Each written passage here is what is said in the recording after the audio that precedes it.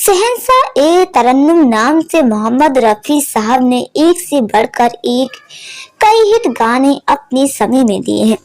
लेकिन आज हम जानेंगे मोहम्मद रफी के गाए हुए एक गाने के किस्से के बारे में, जिस गाने को गाते हुए मोहम्मद रफी साहब बच्चों की तरह खूब रोए थे।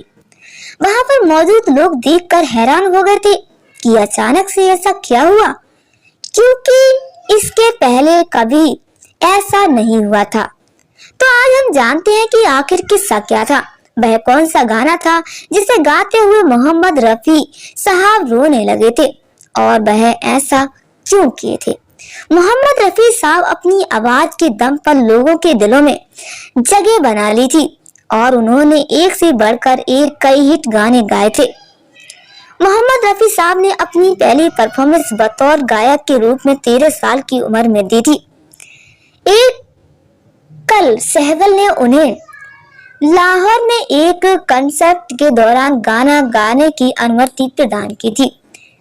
तब उन्होंने 1948 में राजेंद्र कृष्ण द्वारा लिखा गया गाना सुनो ए दुनिया वालों बापू जी की अमर कहानी गाया था। यह गाना जल्द ही सुपरहिट हो गया और तत्कालीन भारत के प्रधानमंत्री पंडित जवाहरलाल नेहरू ने उन्हें अपने घर पर गाना गाने के लिए आमंत्रित किया। रफी साहब की अगर निजी जिंदगी के बारे में बात करें तो उन्होंने 2 शादियां की थी। पहली शादी उन्होंने सबसे छुपा कर रखी थी और उसके बारे में सिर्फ उनके घर वाले जानते थे। उनकी पहली शादी की बात शायद कभी ना सामने आती अगर मोहम्मद रफी साहब की बहू यास्मीन खालिद की किताब मार्केट में ना आती। मोहम्मद रफी साहब की बहू यास्मीन की किताब मोहम्मद रफी अब्बा ए संस्मरण में मोहम्मद रफी साहब की पहली शादी का जिक्र किया गया है। इस किताब में यास्मीन ने लिखा है कि मोहम्मद रफी साहब ने महज 13 साल की उम्र में पहली शादी अपने चाचा की बेटी बसीरन के साथ की थी, जिससे उन्हें एक बेटा साजिद हुआ था। लेकिन कुछ वक्त के बाद दोनों अलग हो जाते हैं। उसके बाद उन्होंने 20 साल की उम्र में दूसरी शादी बिल्किस नाम की महिला से की थी।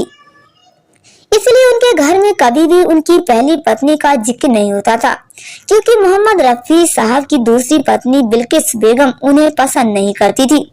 रफी साहब के घर में उनकी पहली पत्नी का इसलिए बिल्कुल भी जिक्र नहीं होता था। मोहम्मद रफी साहब की दूसरी पत्नी से उनको 3 बेटे और बेटियां हुई, जिनका नाम अकरम शाह, खालिद, हामिद, शाहिद और बेटियों का नाम परवीन अहमद, नसरीन अहमद और एक और बेटी थी। रफी साहब की 3 बेटे की मौत हो चुकी थी। नील कमल फिल्म में सुपरहिट गाना बाबुल की दुआएं तुम लेती जा गाने को गाते हुए मोहम्मद रफी साहब रोने लगे थे। ऐसा इसलिए हुआ था क्योंकि गाने की रिकॉर्डिंग के ठीक 1 दिन पहले ही उनकी बेटी की सगाई हुई थी और 2 दिन बाद उसकी शादी थी। मालूम हो कि इस गीत को राष्ट्रीय पुरस्कार से सम्मानित किया गया था। अगर आज भी इस ओरिजिनल गाने को ध्यान से सुना जाता है तो मोहम्मद रफी साहब की आंखों में लोगों को फर्क आसानी से मालूम पड़ेगा। और यही वजह थी कि जिस वजह से वह गाने के आखिर में रोने लगे थे। मोहम्मद रफी साहब ने ज्यादातर संगीतकार लक्ष्मीकांत प्यारेलाल के द्वारा संगीतबद्ध किए गए गाने गाए थे। उन्होंने करीब 369 गाने गाए थे। मोहम्मद रफी साहब ने गायकी के साथ साथ एक्टिंग भी की है। उन्होंने लैला मजनू फिल्म में बतौर एक्टर काम किया था। ये दोनों ही फिल्में बॉक्स ऑफिस पर सुपर हिट साबित हुई थी। मोहम्मद रफी साहब ने गायकी के साथ एक्टिंग भी की। सुरों की सरताज मोहम्मद रफी साहब की अंतिम दिनों की विदाई बेहद ही शानदार हुई थी, जिसे लोग आज भी याद करते हैं। मोहम्मद रफी साहब की मृत्यु 31 जुलाई 1980 को हुई थी।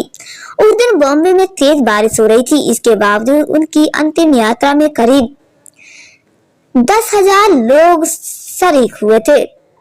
बताया जाता है कि उनके निधन के अंतिम यात्रा को रिकॉर्डिंग किया गया था और उसे कई हिंदी फिल्मों में इस्तेमाल भी किया गया है।